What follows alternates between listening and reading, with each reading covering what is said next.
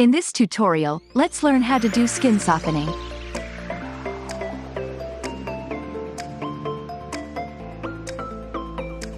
Let's get started. Duplicate the layer by pressing Ctrl+J. Press Ctrl+I to inverse the layer.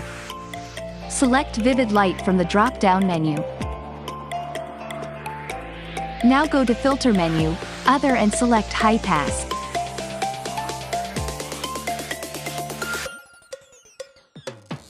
Next go to Filter menu, Blur and Gaussian Blur.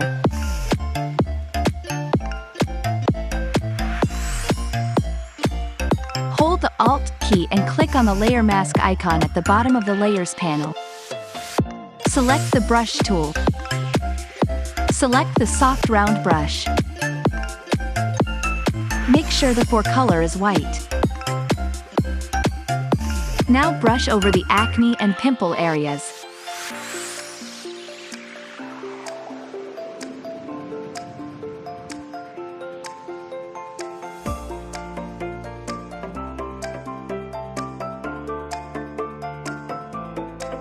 Select the drop-down menu and select Hard Light.